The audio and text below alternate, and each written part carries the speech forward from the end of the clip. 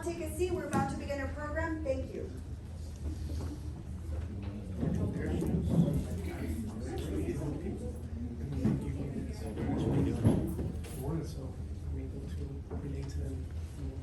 I have a question. Why are we so serious if we have tamales?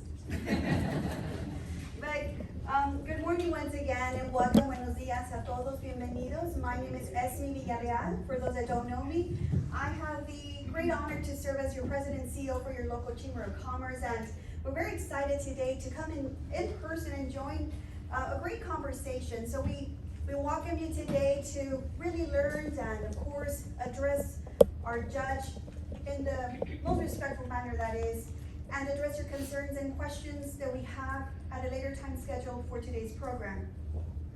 I'm very excited to see so many familiar faces. I know I saw many of you yesterday. Thank you for making the best event year to date for the Brownsville Chamber of Commerce. We had an outstanding event yesterday for the State of the City with our mayor. We could not do this unless we had your support, unless we have you participating, and of course, your sponsorships in general is what makes this so wonderful to do and so great in many, many ways. I'm very excited to say that we had not had the opportunity due to the ongoing pandemic to have this type of activities, and here today is the #1 event that we've had. So I do want to acknowledge your support, your presence for making this a success. I, meaning our chamber, like any other business, have struggled through the pandemic. It is no secret. Your local Chamber of Commerce is a member-driven business organization who solely depends on your investment. And it's because of you that we remain open. It's because of you that we are happy to celebrate 85 years this July. And that's a job that doesn't happen, easily. And that's a job that our board directors take pride in carrying our mission. So before we begin our program, I do want to acknowledge and thank our board directors for our president. If you can please stand.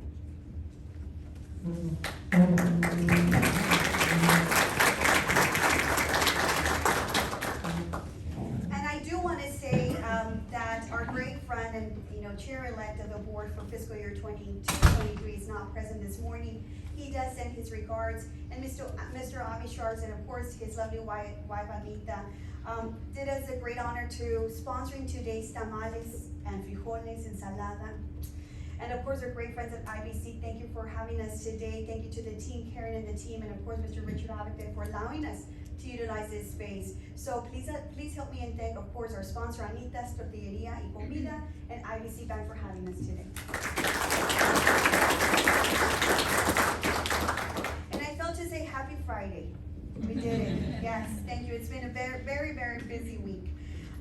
But I do want to emphasize that as a member-driven business organization whose principal mission is to advance the business interests of our members, and we solely do this through leadership, civic engagement, support, promotion, and advocacy.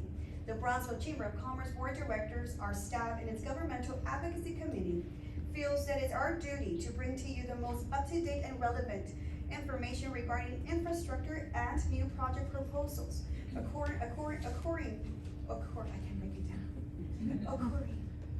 There we go.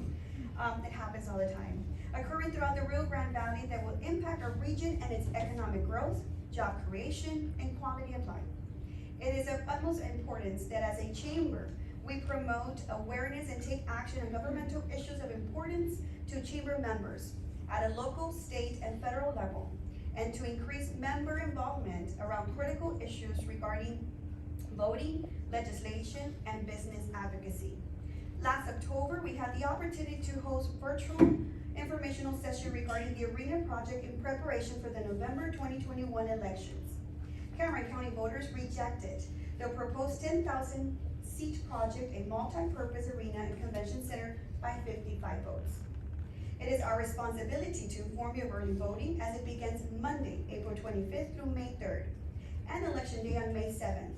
As well to provide platforms that allow us to educate you to make an informed decision.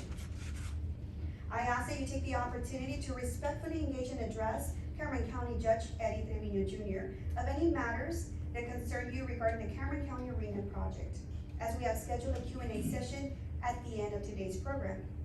Ladies and gentlemen, allow me to introduce to you a gentleman that has a vision, a gentleman that is a true friend and supporter of his local Chamber of Commerce. With us today State, Cameron County Judge Eddie Trevino Jr.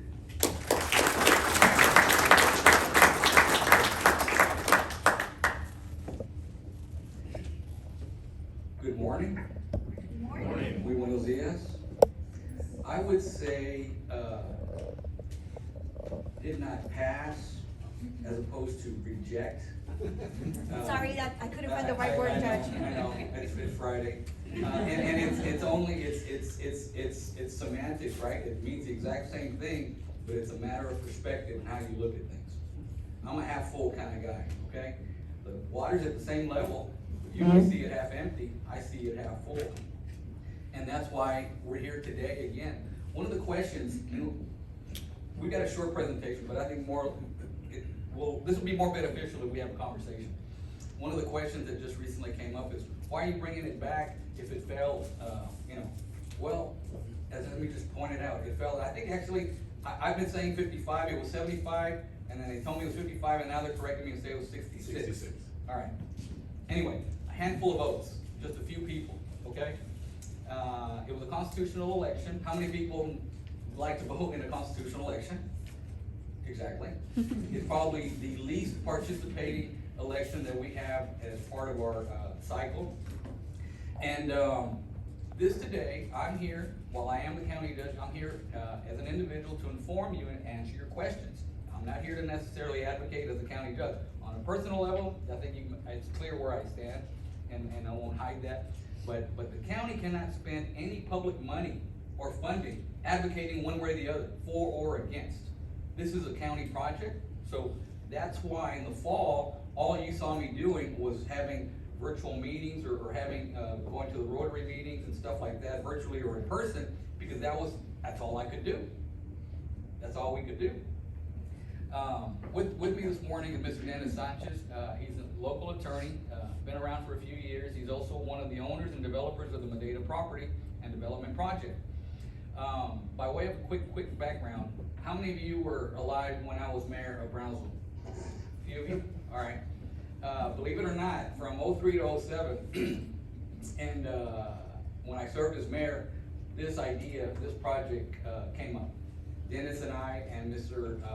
Ibarra, right, had some conversations, and we were starting to move things forward.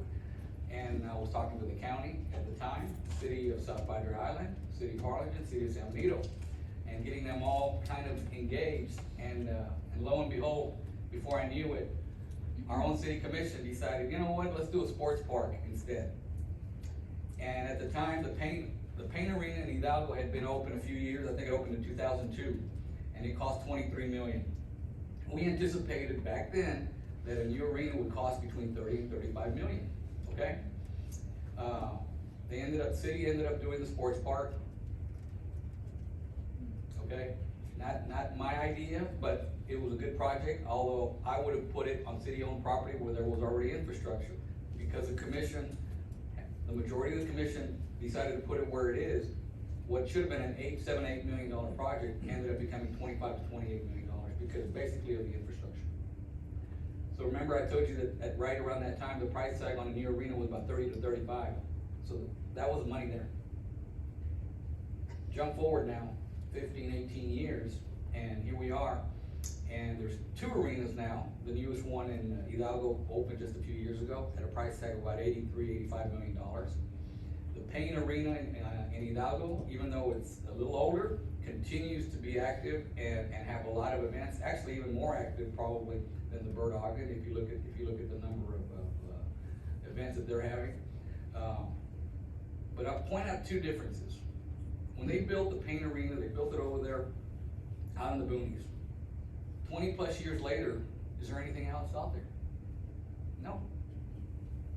Give you another example. The AT&T Center in San Antonio, beautiful facility. They said, let's put it on the east side of town and spur development. Spur development. 20 plus years later, beautiful arena, 5 championship NBA banners, but any development around there? No. Bird Ogden, beautiful arena, put around, but they basically had to make it fit in a particular area in Edinburgh. So off the expressway, getting in and getting out is not very easy. beautiful facility. And please don't take any of my comments to disparage what Hidalgo has. I think that they've been very aggressive, progressive, and far-reaching and looking towards the future. And I think that's been one of our, not strong points, okay? So, here we are today. Didn't happen a few years ago. Thankfully, the developer and the owner continue to have that vision. I took office 5 years ago, in 2016, and right away I called Dennis and I said, "Hey, what about?" He says, "We're still very much open. We just haven't gotten quite the support that we need from the city." And at the time, this property was still not part of the city limits of Brownsville. So anyway, we have to walk and chew gum as public officials and continue discussions, and then obviously something put a hold on everything, which was the pandemic. As we started working our way out, by this point, the venue tax, the hotel motel tax, which was approved by the Cameron County Boards in November of 2016, approved 2 projects. The Isla Blanca Amphitheater, if you haven't been out there, it's a beautiful, beautiful facility, but it is outdoors. Has capacity of about up to 5,000 people. We were gonna have a concert 2 weeks ago, Clint Black, anybody ever heard of him? Well, on the day of, the winds were so bad, were so severe, that the public health safety concerns, both from our standpoint and the performers, we decided to suspend and postpone the event. Somebody very, very wise individual on social media said, if we had an arena, this wouldn't happen. Okay? When you go out there, the amphitheater is absolutely gorgeous. The sunset, the weather, even when it's warm, it's beautiful because we're right next to the bay. But obviously we are prone to Mother Nature. The other project that we just opened 2 months ago is the Ecotourism Center in Laguna, Vista. Okay?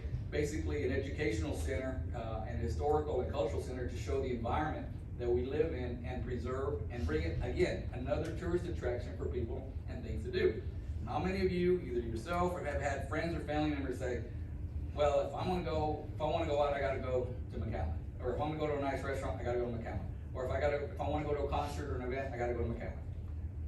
Dennis and I have been on the circuit this week, if you will, doing a couple of interviews on Facebook. Yesterday we did one with KURV, and he pointed out both times, Hidalgo County has 2 arenas. They have the McAllen Performing Arts. They also have a convention center. If these are such bad ideas, if these are so bad for the community, why do communities keep doing them? Because they work. Now, do they themselves, are they money makers? No. The centers, the arenas themselves are not huge money makers. But what they generate in activity, jobs, investment, tourism, sales tax, restaurants, employment, hotels, retail, all of that is a huge economic driver. And the uniqueness about this particular project, and this is just a rendering, okay? This is not a final. Somebody said there's not enough parking. Yeah, this is not a final deal, but it shows you what's possible, especially if we start working right now at the ground floor. The development is going to happen. Madeiro's already broken ground. They're clearing ground. They're going to be building homes, multifamily, residential, retail, and commercial. They're going to do that.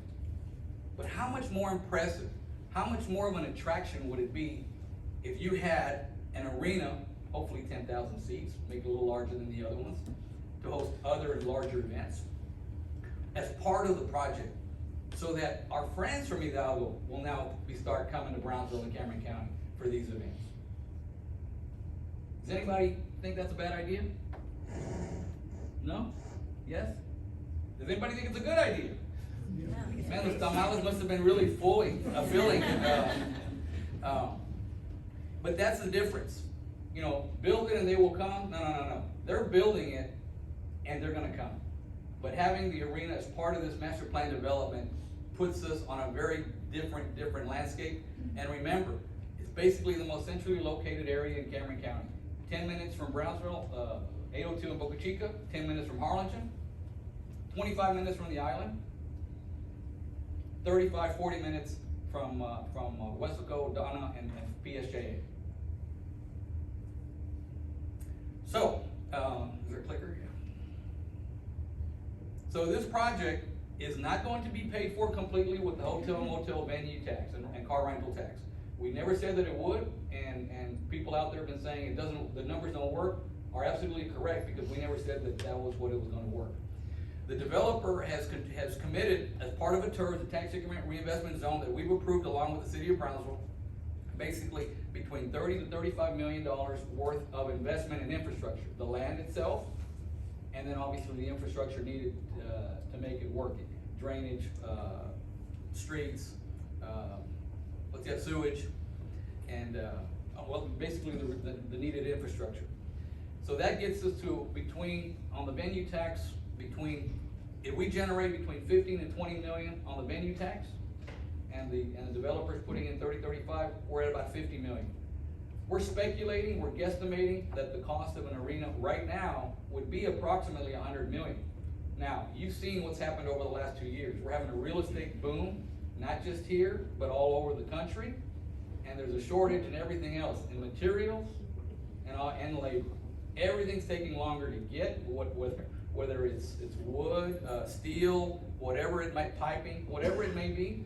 And obviously now, you saw what happened last week or 2 weeks ago with the decision by the governor and the impact it had just on food issues.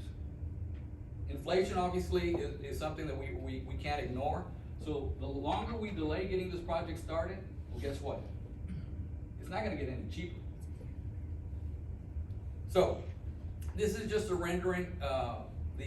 I'll let Dennis talk a little bit more about the data project itself, but making it part of the plan development, I think, is exactly why this is gonna work.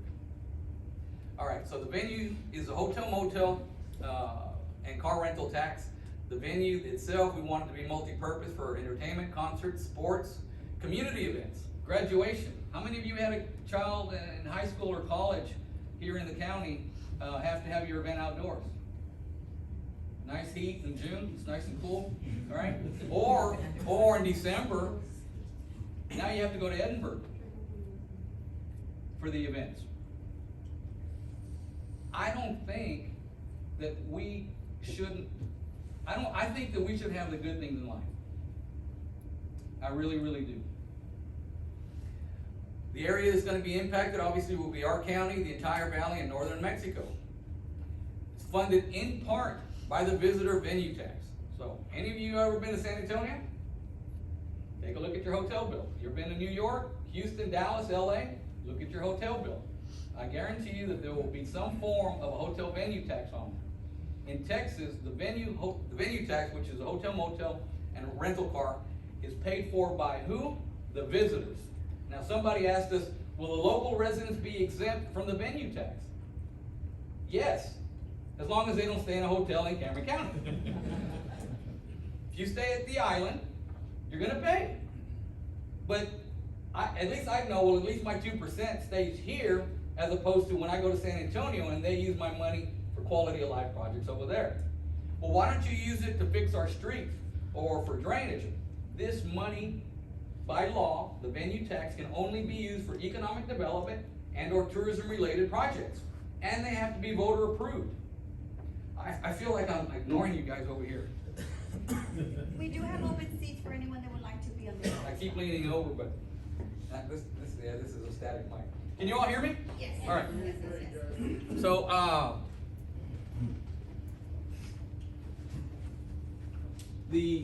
So, so this hotel tax, visitor tax, is paid for by the visitors, okay? And it can only be used for economic development.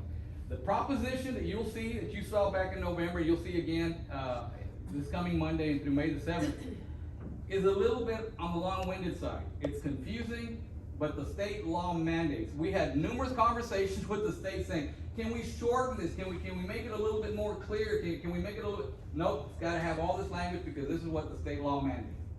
And at the end of it, basically, you are voting to authorize, to allow the county the use of the hotel motel visitor tax for this project. Will this venue tax pay for it all? No, they won't. We never said that it would. The developer is committed. The tax increment zone, meaning right now, that property is basically paying next to nothing in property taxes. So that increase in taxes will help pay for that infrastructure, public infrastructure. And that also includes the roads and the lift stations and everything else that's needed for the development itself. And the developer will get that back. Obviously, after it's done, it becomes the responsibility, in this case, of the city of Brownsville to maintain. But the city does not have to put up that money for that infrastructure. This is a tool that's been around for 20 plus years. We did it, I know we did it several times when I was mayor, and we're doing it again here as county. It's one of the few economic development tools that the county has. County does not get sales tax dollars. So basically, we have our bridge fund, we have our parks, and we have the hotel motel tax. And this is fairly new, like I said, only passed in 2016. So, early voting starts on Monday, April the 25th. Election day is the 7th. Early voting will continue through Tuesday, May the 3rd, except for next Sunday. Early voting will not be available. So it'll be Monday through Saturday, and then Monday and Tuesday for early voting. If you go early vote, you can go vote anywhere in the county. Anywhere at the early voting location. If you wait till election day on May the 7th, Saturday, you have to go to your precinct. Now, I will say this, because we do things so good and efficiently in Texas, you will then have to go vote again on the May 24th runoff for the Democratic and Republican primaries. And then there will now be a special election for Congress for the remainder of the year on June the 14th. So we're going to ask all of our voters to go vote 3 times in the next 6 weeks. Sounds like a pain, but when you realize that there are people across the world right now fighting for their lives that would give anything to have their biggest worry saying, I've got to vote 3 times in the next 6 weeks, I think it puts it in perspective. We take our right to vote, our responsibility and our obligation for granted. And we should. We have over 230,000 people registered in Cameron County. When I first took office, I believe we were at about 180. Okay? 230, 225, 230,000 people registered to vote in Cameron County. For the constitutional election in November, I think we had 10,000, give or take. Which is actually double what a normal constitutional election has. But again, I don't think that's something to be, yay. We're doing better with regard to the gubernatorial and presidential elections. We had almost 40 and 50% turnout, which is, for ours, it's excellent. Compared to a lot of other areas, it's good. But I don't think we should be settling. And this is exactly why I'm pushing this project. Because I don't believe that Brownsville and Cameron County needs to settle any longer. The rest of the world has its eyes on us. The rest of the world realizes the potential. Who would have thought that our people, our local people, would one day be building rockets, helping design them, helping test them, and God willing, hopefully launch them. That was beyond any of our wildest dreams.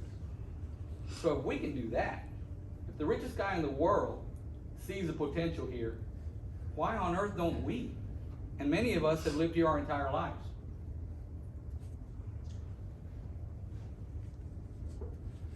These are the 2 projects that I mentioned before.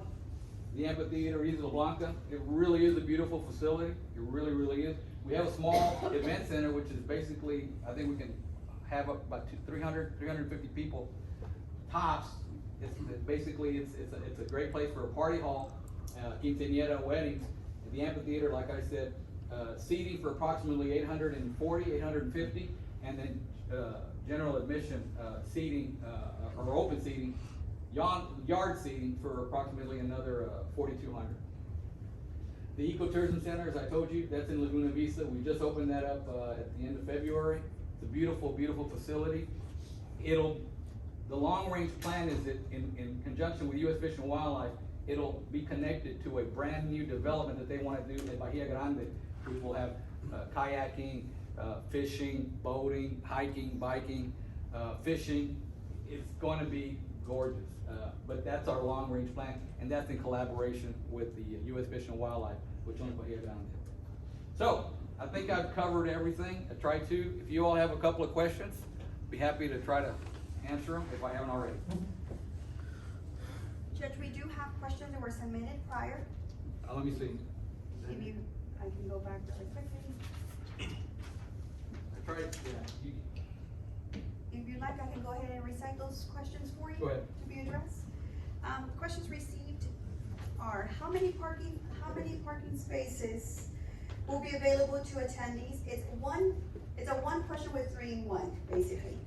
How many parking spaces will be available to attendees? Followed by, why not wait a little longer to get a 15,000 seat arena?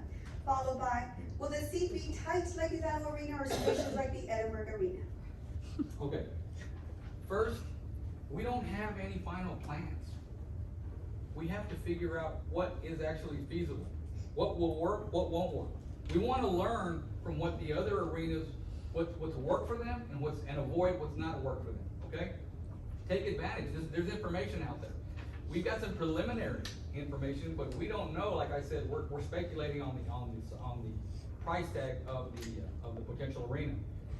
The reason we've thought about or speculated about 10,000 is because that'll make it the largest one in the county.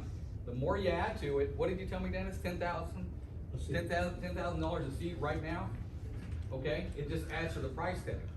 Well, we anticipate the hotel motel tax continuing to go up, but it's not going to go up so much that it'll make a big difference on what we're working on. We think that our participation from the venue tax, like I said, is going to be between 15 and 20 million. Even if it goes up to 25 or 30, which is our original hope and expectation, we're still short approximately 20 to 30 million dollars based upon the 100 million price tag. What if it comes back at 105, 110, 120? We still have work to do. There are other potential players. The city can participate. The sales tax from the state can be a source of revenue.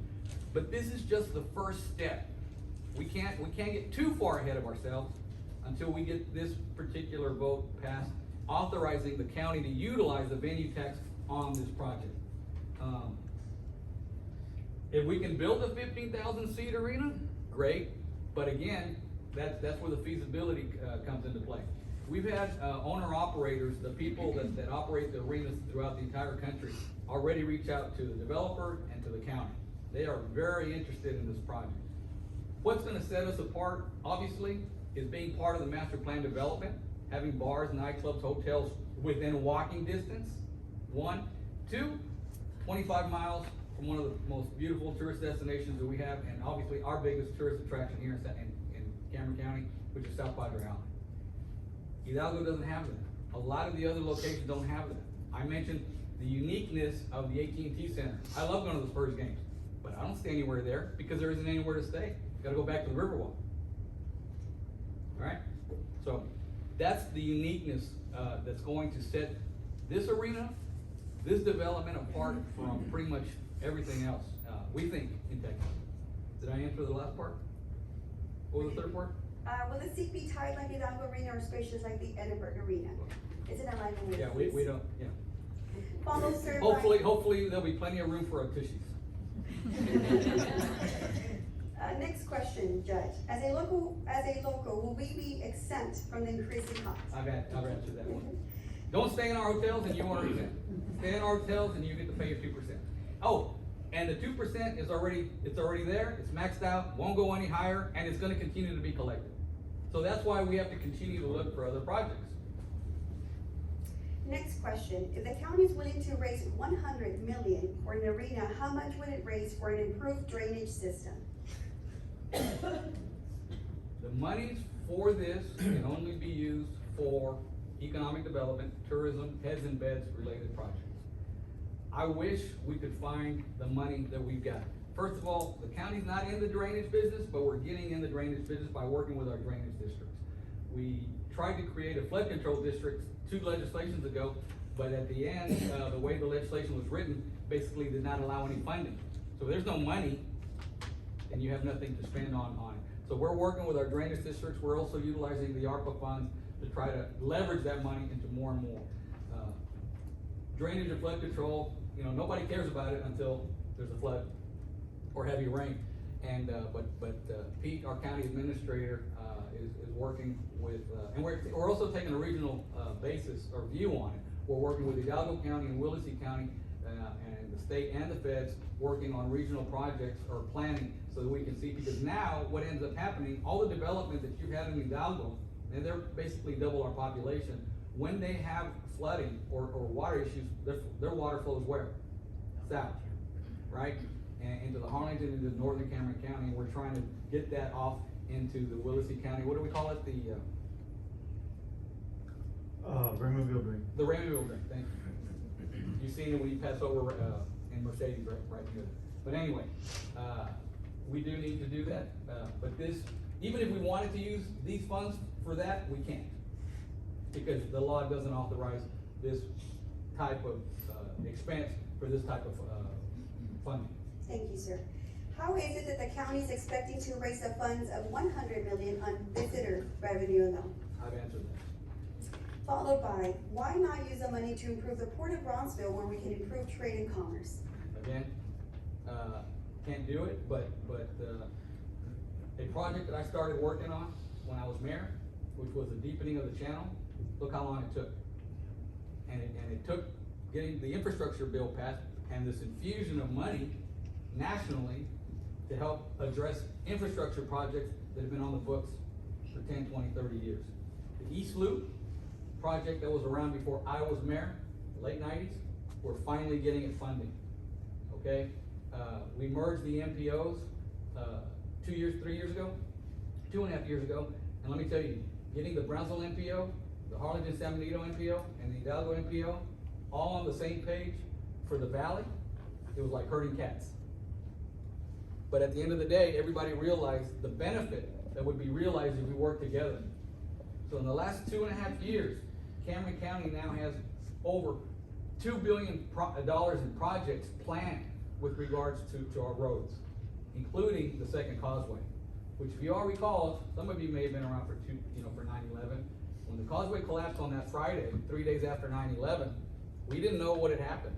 We didn't know if it was terrorist related or, we lost 10 or 11 people that night. We didn't know if it was terrorist related, but what it showed us for the next 30, 45 days was that something like that happened again, the people on the island had no way to get back and forth other than being ferried individually. We're still working on trying to get the second causeway done. Here we are 20 years later. Good and a bad example of how slow or inefficient sometimes government can be. But these are projects that are needed, not because I'm for it, but because they're needed for our area. But the port, they've got the deepening going on, and the LNG, the next decade is looking to break ground by the end of the year. Next decade LNG, regardless of your position on LNGs, that investment will be between 12 and 15 billion dollars. Our property tax base right now, countywide, is approximately 21 billion. So imagine one project, 50% of our current tax base. Oh, and if you've seen your property values go up, that's the Cameron County Appraisal District, which we have nothing at all to do with. That's an independent entity. And if you start reading the news, you're seeing it statewide. Everybody's property values are going up. Why? Because the economic development picture is very, very, in spite of the inflation and in spite of the pandemic, the economic development picture is actually very good for Texas, and in particular, the Valley, and even more particular, Brownsville and Cameron County. Thank you, sir. The next question, which you perhaps have already answered through your presentation. You showed a rendering of the arena and the area and failed to show the parking lot. How much parking spaces are there going to be for the 10,000 proposed seating? Excuse me. How many acres will it cover? Will there be a shuttle for the parking lot? Long term. Let's get there. Yeah, let's get there. And I promise there'll be sufficient parking. The other part of the equation that we want to address now, because we can do it now, is a traffic study. I hate going to certain concerts because I know I'm gonna be stuck in traffic wherever, whether it's in Hidalgo or Burt Ogden or San Antonio or Houston, because I know I'm gonna be stuck in traffic. And it's gonna take me another 30 minutes or an hour to get out of the concert. We're trying to make sure that we position the arena, the parking, so that ingress and egress, we can get in and get out. We've got 3 exits on Highway 77.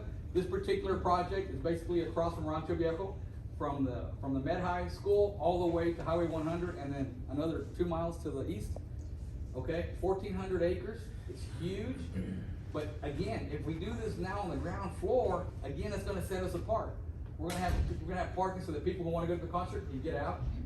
Or if they're staying at the hotel, well, then they can walk. Or they wanna go over to the restaurants or bars afterwards or before.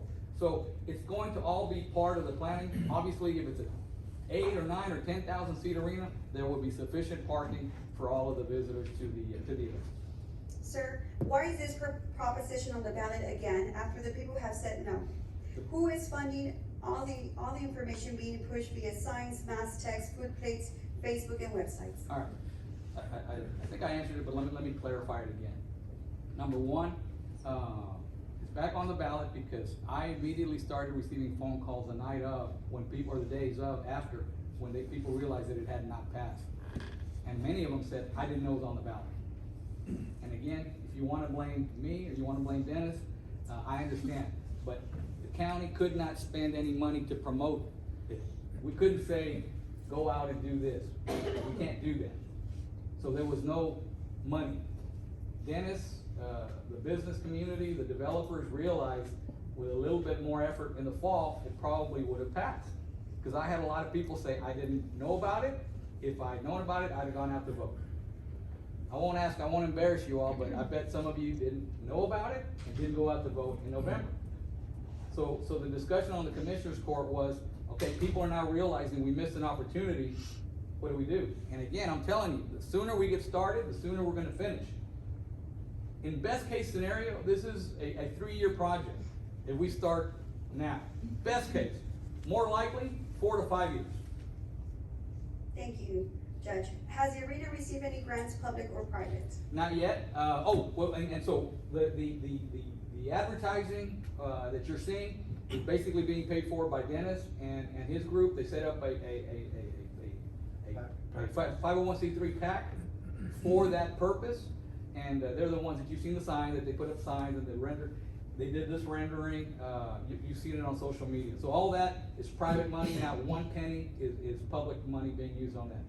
And what was the last question, Ken? That was just, grants, public or Oh, private. okay, on the grants. On the grants, I mentioned it earlier. We still have work to do. But we can't go out and apply for those state or federal, mainly federal grants, if we don't already have skin in the game. When you have skin in the game, when you say we're putting in our own, X amount of dollars, and that would be the hotel venue tax, it's a lot easier to leverage that money to get money. The EDA has a lot of economic development grants available. One of them is called the mega project. It's like those projects 50 million or above. But guess what? There's a lot of other areas in the entire country that are trying to get to that money. And by delaying from November to now, because we couldn't apply, we're getting behind because other communities are getting ahead of us in that line. And I've had conversations with the Secretary and Undersecretary of EDA, and at the state, we need to get this ball rolling. Sir, thank you. Do you have commitment letters for sports teams or concerts? Who will be responsible for operating costs such as utilities, water, payroll, etc.? If there is a profit, who retains the profit? Okay. The county is not in the arena business, so we anticipate having a third-party operator, a professional. I can tell you that the groups that operate, 3 of the top groups that operate arenas throughout the entire country have reached out to the county and to the developer. They are very, very much interested in this project and the benefits. So our goal is to get the arena built, and then obviously have the private operator, whoever that might be, have some skin in the game with regards to operating it, and if there is part of the deal, they'll be returned obviously for our investment, but at the end of the day, it will no longer be a drag or a cost to us with regards to operating it. That's our goal. In other words, we're gonna get this built, but operating it will fall on the third party. Thank you. Where are the number breakdowns for the county to show this could be supported in addition to the other projects we're already paying for with the current hot and rental car rates? The current estimate right now, and again, this is pandemic related, is that the hotel venue tax is generating approximately 2.7. The two projects that I showed earlier are taking up about 900,000 of that, so that leaves approximately 1.6 or 1.7, I believe. Right now, we anticipate being able to utilize part of that, and also we anticipate those numbers getting better and better as we work our way out of the pandemic and generate more of that money. So that's our goal. Whatever the venue tax can sustain from a revenue bond perspective, if it's 12 million or 15 or 20 million, whatever it is, that's going to be what we can do. And it's, I think it's disingenuous when some of the opponents say, you know, it doesn't add up. I agree, we never said that it was gonna cost the venue tax 100 million. It doesn't add up. So whatever the venue tax can support and sustain, that's what we're gonna be able to borrow. I think if you look at the time, over the last 5 years with this commissioner's court, we've been very, very good stewards of the public money, especially in view of the pandemic. So, you know, I think you can be well assured that we're going to utilize and be good stewards of the public funding. We have 3 more questions, sir, that came, of course, by the audience prior to today's event. If the developer is using TIRZ or TIRZ for the property, then what will be their financial commitment? It appears as if they do not have to invest any money. Dennis, you want to answer that one? Sure. A TIRZ requires the developer to front the money, to put up the money and make the investment. So if you're gonna have to build a sewer plant or expansion of a sewer plant or a water extension line or an elevated water tank, that's gonna be paid for by the developer now in order to build it. The agreement under a TIRZ, which is a statewide tool, is that when the city and the county receive the taxes, 50% stays with the city and county, and 50% of that increased tax goes back to the developer until they've repaid for the cost of the improvement. So it's like a loan. It's like the developer's making a loan, whereas because the city or the county doesn't have the money to do it, we'll front the money, just pay us back over time. It's a 30-year payout too. It's not like something that happens from one day to the next.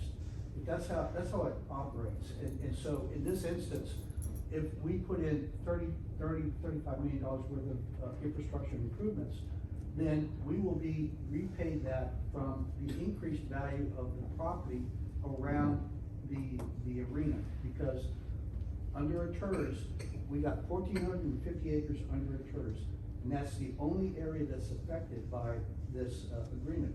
So the money that's generated by the taxes comes back to the city, which then, and the county, which then give us our 50%, and they keep their 50%. And it's capped to what we spend. So if we spend $10 million, we're willing to get $10 million back. We're not partners. Now, God forbid, but they spend 10 million or 100 million in public infrastructure as part of the development. And God forbid the development doesn't work, but they spent that 100 million. What do we owe? 0. That's right. The risk is totally. The risk is on the developer. We front the money. If it doesn't work out, well, it's our problem. Neither the city nor the county provide any guarantee of any debt. They're not liable under any circumstance for the repayment of any monies that are associated with the TIRZ or the infrastructure. But that's a worst case scenario which we never want to see occur, because that means that the development didn't work. That means that maybe the arena didn't work or what have you. So, but just so that people understand, if it doesn't work, we're not on the hook for that infrastructure if the TIRZ at the end of the day isn't able to pay the developer back. Thank you. Who will own the arena and the land it is built on? The county will own the arena, and once the land is donated by the developer, the county will own it. But again, as I mentioned, we anticipate utilizing a professional as a third-party operator to operate the arena. Thank you. Why hasn't any RFP or any feasibility studies been done on the plans to present numbers to the public? Instead, you want voters to approve the use of the venue tax before we know any concrete answers. Well, you approved the use of 2 projects already, and we've been successful with both of those. And this is a much larger project than the other 2. So we can't get ahead of ourselves. The feasibility study that we anticipate doing as soon as God willing, if this passes, will tell us what works and what doesn't work. So again, you have to think ahead. You gotta think about tomorrow, you gotta think about next year and the next 10 years. For a lot of us, we may not get the full use and enjoyment of this particular project, but if any of you have kids, grandkids, this is for them. And this will help generate that economic development attraction that'll bring in those other companies to bring in those high-paying jobs and wages. Exactly what the chamber wants, exactly what the EDCs want. They ask, how are your schools? And what are your amenities? Do you have any? We have the zoo. We have South Padre. What else? Soon we'll have an arena as part of a master plan development. Thank you, Judge. At this moment, I open the floor for questions, if anyone can address or has a question for the judge. Thank you, sir. Yes, sir. Question for you. Since you said the county's gonna own the property, who's gonna own the arena? The county? County? Yes, sir. 100%? Yes. Now, whose goal is this? Who's what? Who brought it to the table? Whose goal was it? A lot of people. I told you that this was an idea that we talked about, But if 12, it was a 15 lot of years ago. people, then didn't get voted on the 24th. Didn't get voted on the 24th. It didn't, you told me it didn't get passed on the 24th, right, man? No. That was in November. It was November 2nd. Okay, so it didn't get passed on November, By 66 votes. okay? Send a message, You think so? yeah. I disagree. And I've already mentioned the fact that a lot of people were not informed and were not aware. And I don't know about you, but when I've fallen, I try to get back up right away and learn. So that's why we're doing it a little bit differently this time. We have another question. Thank you for the question, sir. Jimmy Bernard with Coastal Realty. We do a lot of retail development, and a lot of people ask me, why don't you bring Whole Foods to town? Why don't you bring Costco. some of the Costco? Why don't you bring DF Chang? Why don't you bring the others? We try to. We go out and we knock on those doors and say, come to Brownsville, we've got a beautiful city, we've got South Padre. We say, well, what are you investing in? What is the county, what is the city investing in for the quality of life? And what they're looking for before they come is that our county, our people, our cities are investing in projects like this, projects like the zoo that was done years ago, projects like the vineyard out at the islands, that they can see that the county will support that. Why are they in that county? Hidalgo. Why are they in San Antonio?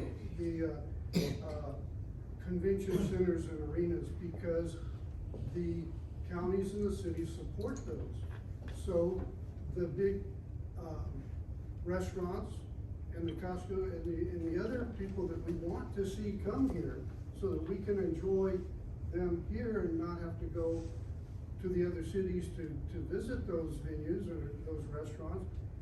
If our county and our city are not investing in large projects and quality of life projects like this, then those site selectors who I deal with to bring those restaurants here, they'll say, then they probably won't come to our restaurant and spend the kind of money that our restaurants command and support the businesses, so they don't come. I've been knocking on their door, Costco, we've been talking to them for 5-8 years. They're waiting to see that the Cameron County will support a large enough project to match what they're gonna need as a business for the customers to patronize them. So if we do things like this, I, as a realtor, as a developer, guarantee you the venues that we wanna see here, will come. They'll see this and they'll come right along and wanna be a part of the community. Without these kind of things, they're kind of taking it easy, they're waiting for the population to grow, they're waiting for the wealth of the individual house home ownerships to go up so that they can say, okay, now it's time, when we reach a certain level, that's when they come. Until we do things like this, they're gonna hold off and wait, and they'll go to the bigger cities, they'll go to the communities that are investing in, the quality of life. That's what they wanna be a part of. Thank you. That was the best question today. Going back to your point, sir, I understand your position, but if I didn't think that this was good for the community, I wouldn't be up here in front of you. If I didn't think that this was something that's gonna benefit the community for the next 10, 20, 30, 40, 50 years, I wouldn't be wasting your time. Well, I didn't say it was not a good thing for the community, I was just throwing the question out there. Yeah, and that's why I'm at that. You're interested in developing houses, right? You developing houses around that area? Aren't you? No, he works for me. No, I am. Oh, you are? Yeah. Sorry about that. No, Now, you're the developer, correct? Yes, sir. Okay. I have to ask you, meet you afterwards and stuff, I got some. Sure, and I might just respond to that. I'm born and raised in Brownsville, worked here my whole life. And, I've never been involved in any sort of political effort to do anything. And yet, I found myself back in November Here. with, okay, we gotta do what? Well, I dropped the ball. I just didn't know what to do. He couldn't help me because they cannot participate, the county can't participate in this. So I basically made the wrong decisions. And so after we lost, and the word got back, it's like, well, we didn't know about it. Nobody told us what the issues were. Yeah. So then we just said, okay, fine, let's try to get the word out, let's try to do more social media, which, I'm really bad at that. But at least I'm talking to some people who know what they're talking about. So we're doing social media and trying to just get the word out and educate people so they can make an informed decision. And yeah, we're gonna build, actually the Bernards were the first ones who brought a man by the name of, Robertson. The designer for Madera is the same person who designed their subdivision. Harrison. Rick Harrison, excuse me. And Oh, from Rick- Minnesota? Yeah, and Rick came in and did a wonderful job of designing this whole piece of property. It's gonna provide for 3,000 residential homes, probably another 400 to 600 apartments, duplex type stuff, and then a whole bunch of, retail, commercial, space. It's gonna have 12 miles of hike and bike trails, probably, 50 acres of parks. And it's a master plan community.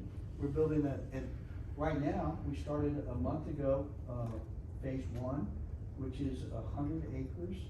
But it also includes the first entry into the Madera project. It's an 8-lane road, the size of, Torres, and, it's gonna be beautiful.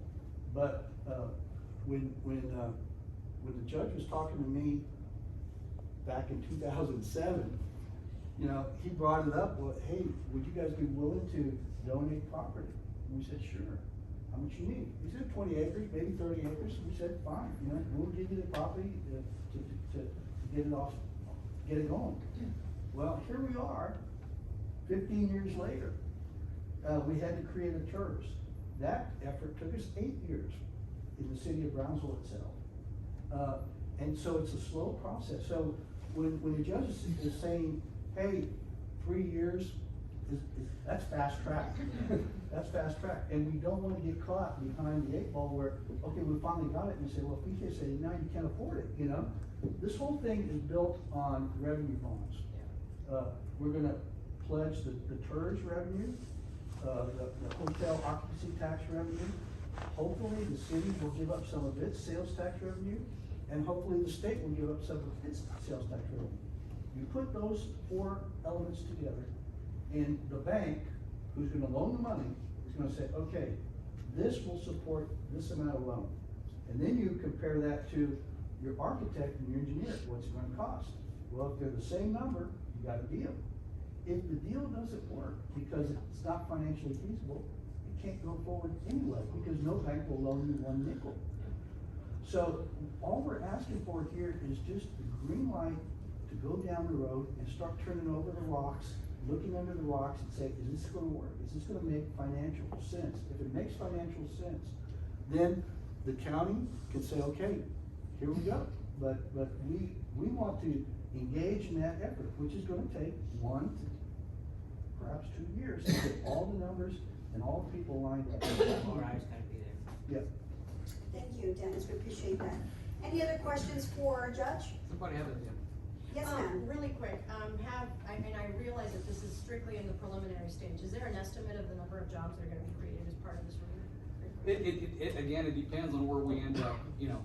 Dennis, on one of our interviews said, well, you know, we can only build a 7,000 or 8,000, and I'm like, shh, but it's true. Again, the numbers, the revenues will dictate what we can or can't do. So, but the preliminary numbers that we've heard is with regards to construction jobs, something like, I don't know, I think it was 600 construction jobs for the arena, and then of course, permanent jobs, and then the economic drivers. Don't take the arena as a standalone piece. Right. You know, and that's what difference is. When the county, in Bear County, built the AT&T Center on the east side, they built it with the hope and expectation that it would develop around it. The uniqueness here is that they've got it planned. They've already got a master plan. So this is like the cherry on top, the icing on the cake. So, you know, and none of the other ones are 25 miles from the beach. Agreed. I'm a dual resident, so I'm well aware. I live in McAllen, and I'm a part-time resident of Brownsville. I was born and raised in Brownsville, so I'm very familiar with the area. See, you live here or you live over there? Depends on the day of the week. Okay, well, so you are now the current and the future person of the valley, where you live in Brownsville, but you work in McAllen, or you live in McAllen and you work in Brownsville, or any other part, right? And that's why the rest of the state, the rest of the country, the rest of the world, they don't look at Cameron and Hidalgo, they look at the valley. Yeah. And being, I'm a very much collaborator. I know we get a lot more done when we work with other people. The MPO, the example, the amount of money now, we are the 5th largest MPO in the state now, as a region. And the governor asked, if you all can do that, I'll try to help you guys get more money. Well, in just a couple of years, we're up to $2 billion just in Cameron County. And Pete Sepulveda, who's also our executive director at the CCRMA, the rest of the state is looking at us because we've got all these projects planned, small and large. And I work in McAllen. I live here. I consider Brownsville my home. See? But I live in McAllen as Yeah. well during the week. I'm here on the weekends, and I see exactly what goes on. I've been traveling this valley for 25 years now, so I know exactly what's been created as a result of economic development. So all of those patches of farmland between Brownsville and McAllen over the last 25 years, you know, they're continuing to fill up. It's kind of like the same corridor between San Antonio and Austin. Sure. Okay, everything's getting filled up. It's not going to stop, and that's why the longer, in my mind, the longer we delay, we're putting this off because we need this to help us get a lot of those economic development projects. Yes. Judge, I would also just add that for a lot of people in the valley, they see it as a valley, not Cameron versus Hidalgo. I know Sure. the Greater McAllen Association of Real Estate is hosting a fishing tournament this weekend at the Amphitheater, and that's 69 different fishing teams from throughout Texas. So it wasn't like, oh, it has to be in this part of the valley. It's in the valley, and they're very proudly doing it in Cameron County, very proudly having it at the Amphitheater, proudly at SPI, because this is our region. And I just want to kind of share that, you know, I think, and I'm in one of those situations where I work for UTRGV, and I'm throughout the valley, and I think, you know, that's something that for a lot of us who live here, we're one region. I mean, there's the isms that sometimes have to come into Sure. play, but as most of us are maturing in our professions and in our kind of careers, are realizing the way to win is to see it as a region. And when you do that, which is how a lot of the other stores, developers, entities, investors look at it, is they look at us as a region. I'll tell you a quick story. When we were doing the redevelopment at Isla Blanca, and we spent over up to 35 million in the last couple of years redeveloping. Anyway, the RVs in the old days, you had your space, and you were able to keep it year after year after year after year after year. But the reality was that was public land. So we realized that the Garcia family had lot number 12 for the last 34 years. And we said that meant that the Gonzalez family never got a chance to get out there because they couldn't get in, because they had it locked up. Now we upset a lot of people, and we said, we're gonna open this up. And a lot of people said, wait, it's been mine for 30. It doesn't belong to you, it belongs to everybody. So we upset a lot of people, and I'll never forget it, at one of the public hearings, had a lot of people come in and they were upset and complaining. And it turned out 8 out of the 10 people that complaining were from Hidalgo County. So I was like, oh, okay. But it also told me they do spend their weekends here. You know, half of the property, I don't know if it still is, but half of the landowners in the island are Mexican nationals. They couldn't even get to their property unless they flew in because of during the pandemic and everything. But anyway, that's a great story, and we know that, you know, friends and family from Hidalgo, they're spending their weekends at the island. Sir, Judge, I'm sorry, we have someone else. Yes. We have two more questions, I think, on this side. I think it's a beautiful idea, Let's end there. It's a beautiful idea, I grew up here in the valley as a child. I went off to live in Boca Raton, Florida. I was gone for about 25 years. I came back to the valley 20 years ago, and the valley had not moved. It was still in the same economic area, state as, I grew up here poor, and it was still poor when I came back. But the valley has grown. It has grown so much, in these past 20 years that I've been here. We know in our hearts that things like this brings a future to our valley, it brings a future to our kids, our grandkids. We deserve this. Why do they have this in San Antonio? Our people deserve something like this, beautiful stuff like this.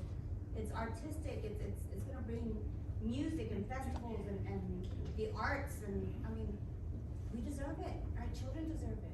Why can't we have something beautiful like this? And we know that just not this, but everything around it is gonna become an economic development piece that our people need. That's more jobs, more money, more people out of our food line, okay? We know it's just gonna be something great, and I'm very looking forward to this. My question is, once all the red tape, everything's done, how long would it take to build this? I think, you know, a realistic time estimate is probably 3 to 4 years, probably more likely than 4 to 5, and that's really kind of if everything goes well. But it's amazing how quickly things get done when everybody's pushing in the same direction and working together. So if we, you know, I was so upset because in my mind we lost 6 months of time prepping when it didn't pass by those 66 votes in November. So the only way we get started though is if the ballot initiative passes. So I will encourage all of you, obviously, to get out to vote starting on Monday. Use your cell phone, call people, call your family, call your friends, co-workers, because a lot of people didn't realize how important this was in November. And again, that's why the developer and the business community took a different approach, that we've got to let people know. And I appreciate that they did that, because, like I said, I can only come and speak to you in person, and on my personal Facebook page I can say, hey, please support this. But other than, I could not spend county money saying, do this. So, yes. Judge, do we have a missed opportunity with respect to the venue tax and the hotel tax that we're not taking advantage of with respect to projects? Well, this is it. Yeah, so if we don't do something like this, we lose out on an opportunity to get additional. We can't, if the commissioner's court said, you know what, we're gonna use it, but we can't do that. The voters have to approve and authorize the use of the hotel motel tax for a particular project. They approved it for the 2 projects that I showed you. This is the 3rd. Now granted, this is a much larger, bigger ticket item, and it'll probably take us a lot longer to address and spend on it, but there's probably not a bigger attraction, economic development use that we can take advantage of than an arena, a multi-event center, arena, convention center that we're asking for. So this is kind of like, this will get us going for the foreseeable future. And the second part to that is that I totally support this, and I think we need something like, as she mentioned, we need something like this for, to prime the pump with respect to economic development, promote growth. People want something nice, and I think this is the right thing for them. If I could just interject one thing, and it's taken off of what you said. I'm a grandfather. I've got one son living in Dallas, one daughter living here. Well, I'd love to have my children move back to Brownsville, all of them. I'd love to see my grandkids go off to college and come back to Brownsville or Cameron County. Why? Because that's what life's all about. Or stay here. But we've got a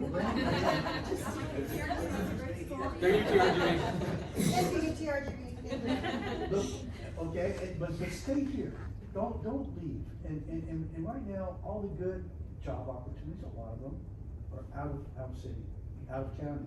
You know, go to San Antonio, go to Dallas, go to Houston, see what kids make coming out of college. They make more than people who've been working here for 20, 30 years.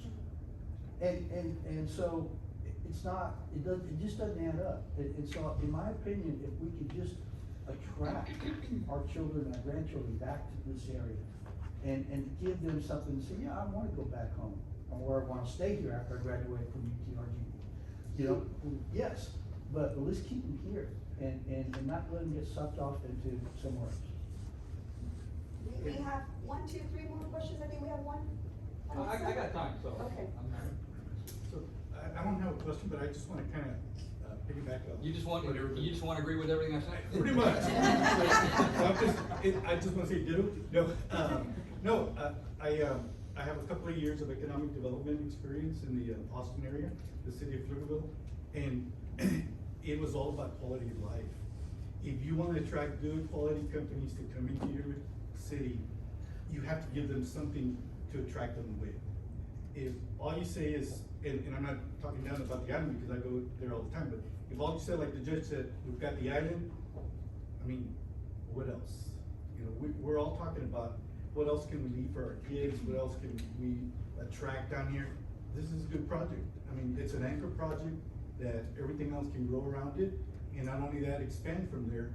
And you're talking about, you know, sales tax, you're talking about the judge, it's a tier effect, right? It's not just about the jobs that are generated in the arena, it's all those auxiliary jobs that create outside of that, you know, restaurants, hotel, everything else. So it's a great project, it really is. If we wanna grow this area, make it into something better, this is how we start out, at least my opinion, not the company's. You know. Thank you, Jerry. Ma'am, so. Somebody has their hand up. Let me give them a chance to answer that. Sure. Yeah, I wanted to emphasize what Mr. Bernard had stated. I have been in the business of attracting business to this city, to this county for many, many years. And we are just now getting to the point that people are starting to catch, we're getting their attention. Very important, we look better because of what our judge has done for us, and I wholeheartedly support this project because I want my grandchildren to be safe there. Thank you. Thank you. Ma'am? One last question for you. Does the county have any plans to implement a sustainability initiative with any of the existing infrastructure that, within the city or the county? Obviously with the development of the new, oh goodness, thank you, the master plan, thank you very much. So right now, Brownsville has, recycling centers and so forth, but you have to literally go to the certain spots to do that. Do they have any plans to do anything similar to Hidalgo County where it's actually residential and the residents are responsible for participating in that? You're talking about where the individual resident has a particular Yes. okay. Right. I'm gonna give you a quick story. Okay, please do. Back Because when I was mayor, we had the project, right? Okay. And I'll never forget, oh, he's passed, what was his name? Oh. Dago Huerta Barrera. Dago Barrera. Anyway, so we came up with this plan. You have this trash can for your trash, and then you'd have this trash can for your recyclables. And it was gonna cost, I don't know, $5 for that, right? But people would basically be able to recycle at home and send it out that way. And I'll never forget, he came during a public hearing on it, and he said, let me get this straight, Mayor, City Commissioner. You want me to throw away my trash, right? Okay, and you're charging me for that trash can. Now you're gonna charge me for another trash can so that I can keep my trash in another trash can so that you can then do, and that's what happened. It didn't pass. It got, you know, a lot of the, oh yeah, why am I gonna? And again, it was an idea that maybe was before its time, but would have ended up helping the sustainability on our environment, both on a local and larger scale and now we're realizing with a number of different issues that that's what we need to be doing. But sometimes it's hard to move, you know, ahead sometimes. Would the county be interested or be willing to entertain or collaborate with the sustainability effort for the county? I'm always willing to listen to any idea or project that's beneficial or positive for the community. Thank you. Absolutely. Excuse me, going back onto. Billy. Hi, yes, Billy. Good morning, Mr. Trujillo. Going back to the hot tax, So I've been hearing a lot of, we mentioned that the hot tax is already maxed out, but Mr. Dennis did say that the hot tax would increase. So is there any public records of where the hot tax is currently going? For example, last week I went, and a few times I've sent guests, I work in a hotel. I've sent guests to the visitor center on 802, and it's closed. And it's frequently closed, so I'm wondering where that hot tax is going if our visitor center isn't frequently, consistently open. Okay, the hot tax, that visitor center is run by the city of Brownsville, okay? The hot tax that the county receives is basically, right now, we can only spend it on authorized projects. So the amphitheater and the ecotourism, that's all that we're allowed by law to spend our hot tax on. Okay, so is it going to increase if this? No, it's already at the max 2%. Okay, so I was just confused because I was hearing both and I was, No. It's the income that's increasing. Yeah, in other words, we hope that there's gonna be more heads in bed, so therefore the hot tax increases as far as revenue.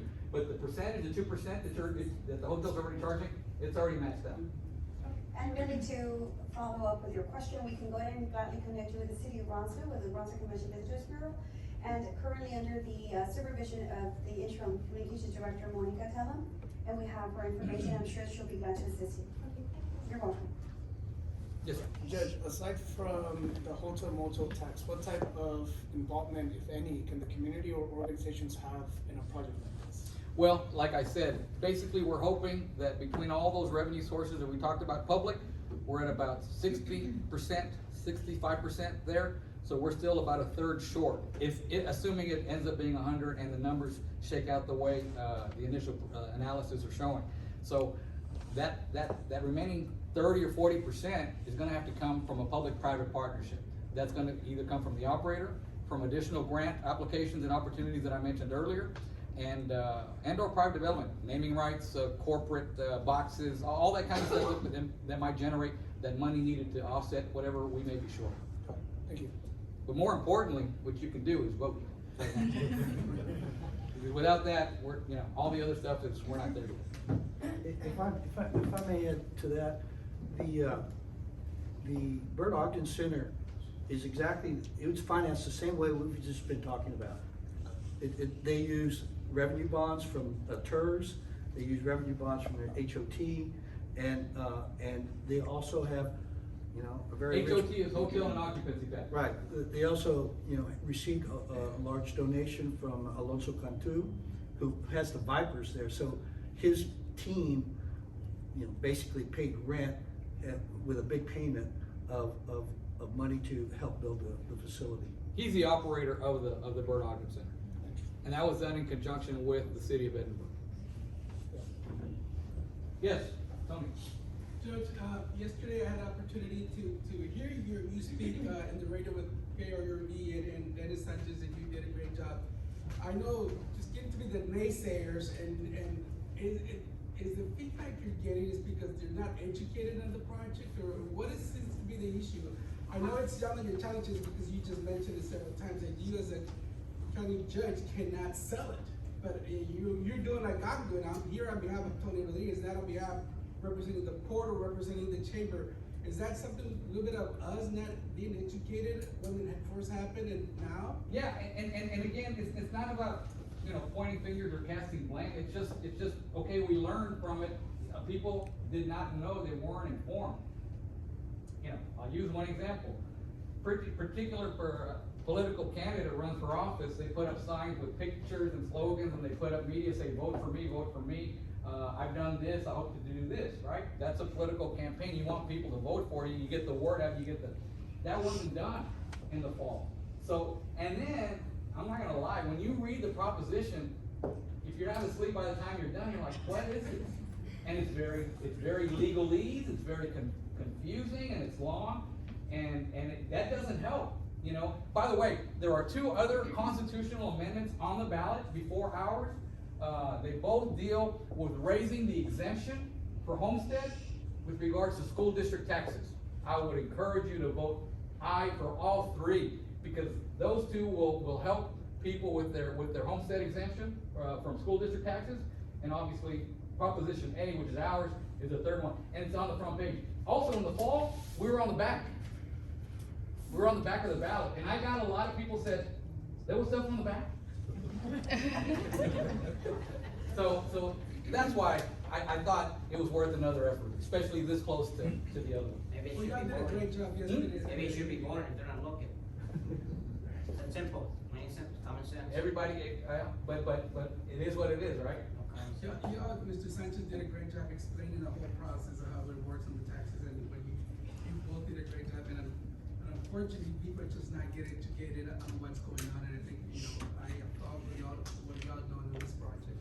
I think we're doing, I think there's a lot more information out there, even with some of the misinformation or whatever. That's why we're trying to clarify some of the questions, and a lot of them are valid questions, like we've been talking about today, and I understand that, but at the end of the day, once we've addressed those questions, and we've tried to do that both today and on the other interviews that we've done, and on Facebook and the media and whatever else that the Friends of the Arena are doing, I think it's a very different environment as opposed to back in November. Any other questions for our judge this morning? Great. I wanna thank you all for letting us have this opportunity to speak to you. Esme, thank you and the chamber for hosting this morning.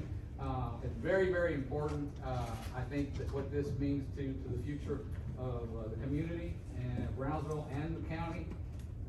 And I think it's incumbent upon each and every one of us to do our job. Like I said earlier, whether the election is for the dog catcher or for the President of the United States, we need to get out there and vote. And I hope that in this particular endeavor that you will support Proposition A. It's on the front page along with the other constitutional ones. Ladies and gentlemen, with us, let's go ahead and take a portrait.